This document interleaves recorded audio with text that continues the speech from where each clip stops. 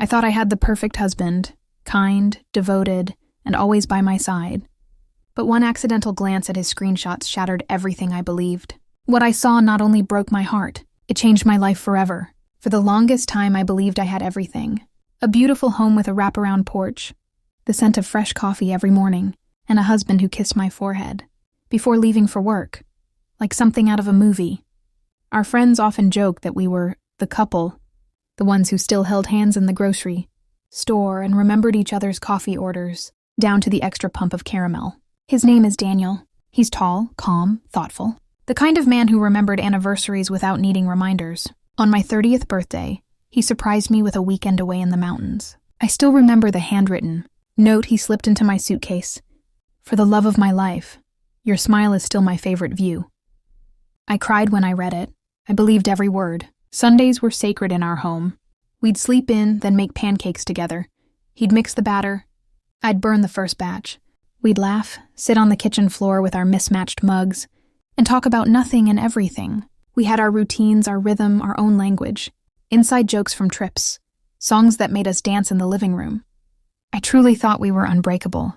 But the thing about perfection is, sometimes it's just really good lighting over a crack. It started small. Daniel became quieter at breakfast, checking his phone more often. I'd ask about his day, and he'd give vague answers. Busy? Lots of meetings, just tired. The warmth in his eyes dimmed, replaced with something guarded.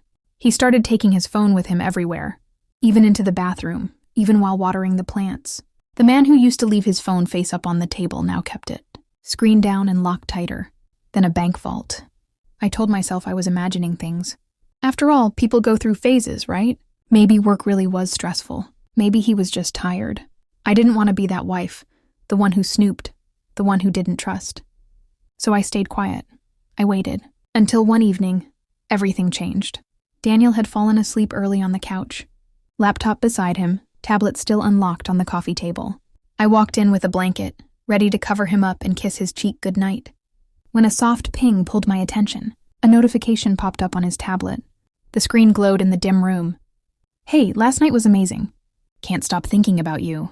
Heart emoji. Different name. My hand froze midair. My breath caught in my throat. I didn't touch the tablet right away. I just stood there staring at the words, letting them sink in like a slow, cold wave. My heart thudded so loudly I was sure he'd wake up. When I finally picked up the tablet, my hands were shaking. One tap on the screen opened a message thread I was never meant to see.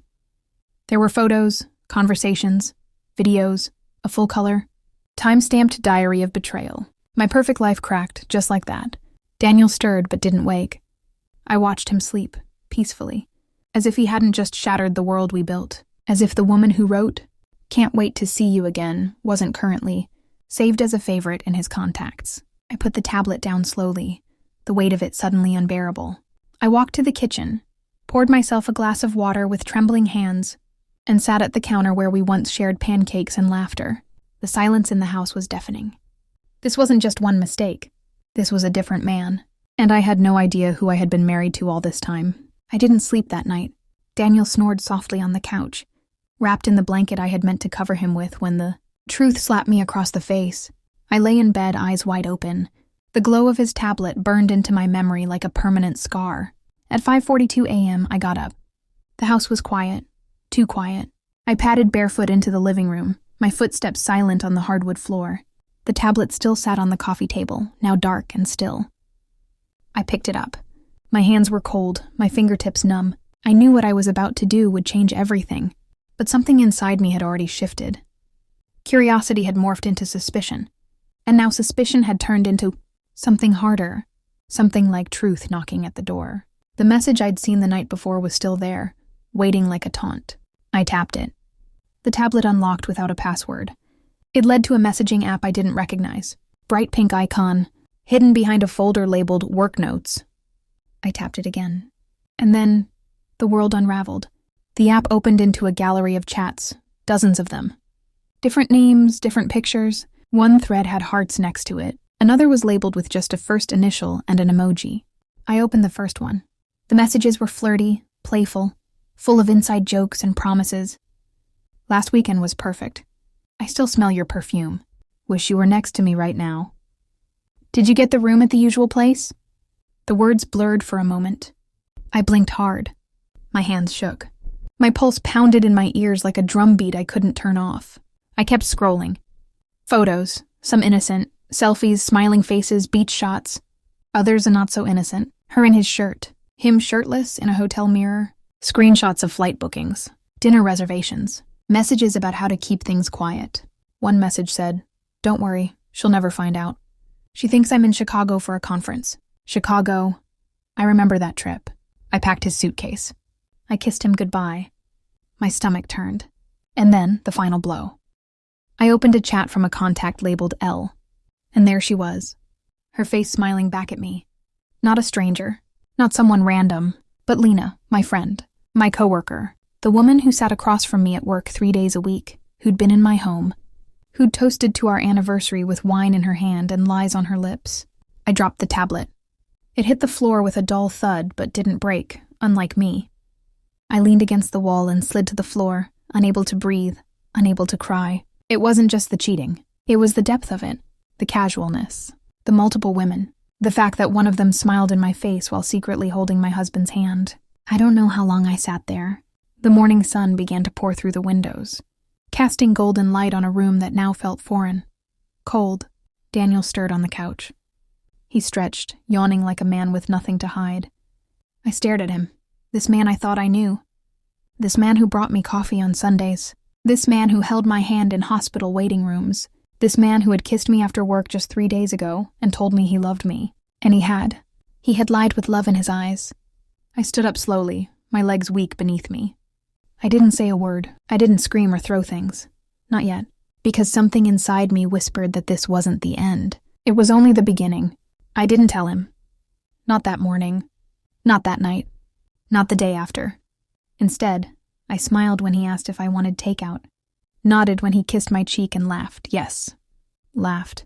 When he told me a story from work that I now knew was probably fiction. I moved through the house like a ghost dressed in the skin of a wife. He never noticed. Not once. That's what shook me the most. How easy it was for him to believe I was fine. How quickly he returned to routine. As if nothing had happened. As if the man who promised forever hadn't built a secret life. Behind a folder called work notes. I became a silent observer in my own marriage. While he showered, I read more messages. When he slept, I traced hotel reservations, voice notes, calendars. I mapped the betrayals like puzzle pieces, falling into place. Our anniversary weekend. The same night he messaged Lena, "Can't wait to be inside you again."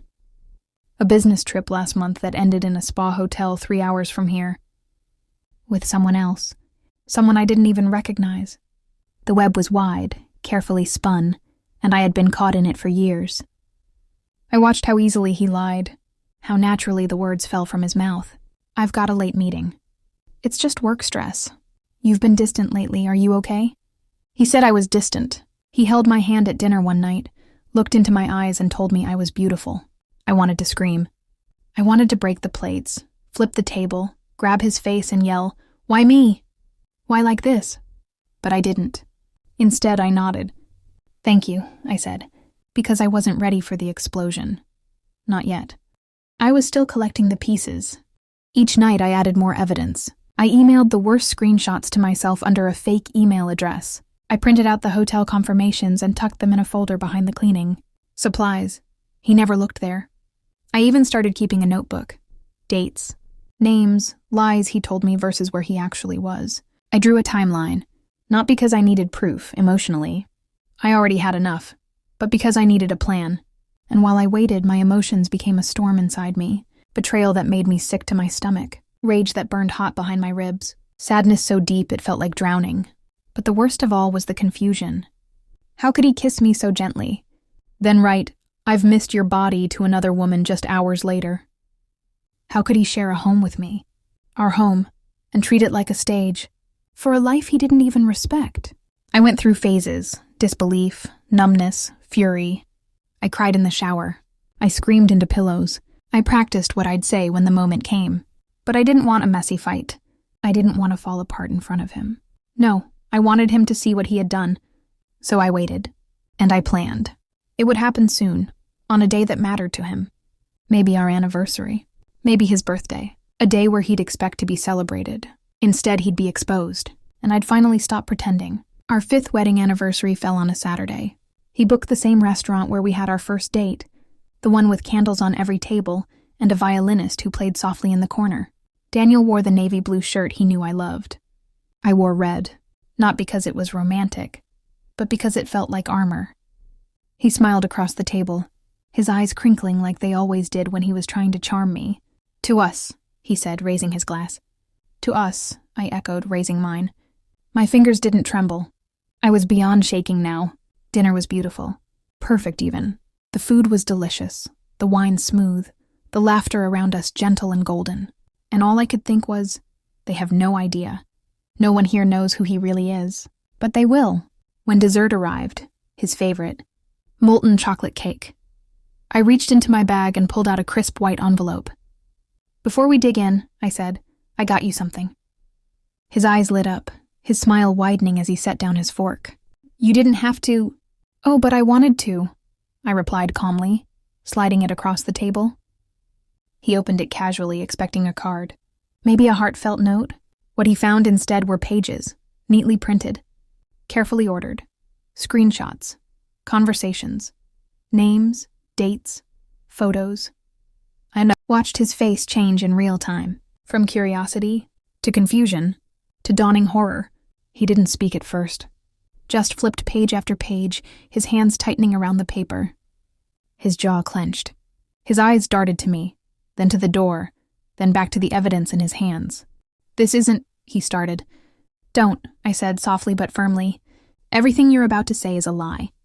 And we both know it." He opened his mouth, then closed it again. Panic flickered behind his eyes, but no words came. Only silence. The waiter approached, oblivious. "Everything all right here?" I smiled at him. "Yes, thank you. We're just finishing up." Daniel said nothing. His face was pale, like all the blood had drained from it. He looked like he might be sick. Good. I stood slowly, tucking my chair back in.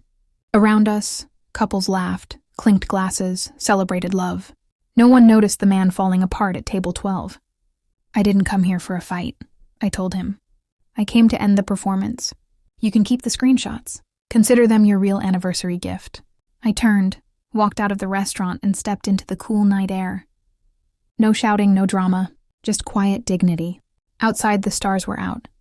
I inhaled deeply, the night air filling my lungs, like a first breath, after holding it for far too long. This wasn't revenge. This was truth.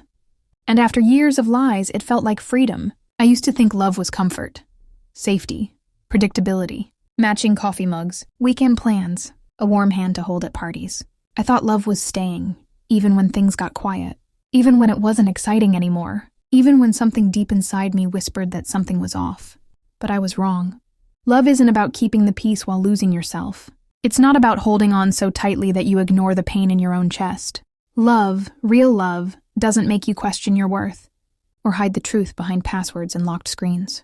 The weeks after the confrontation were a blur. Daniel tried, of course. He called, he emailed, he showed up at my door with flowers and excuses and promises that sounded hollow even before he said them. He cried once. That almost broke me. But I didn't let it. Because I knew now. Apologies don't erase patterns.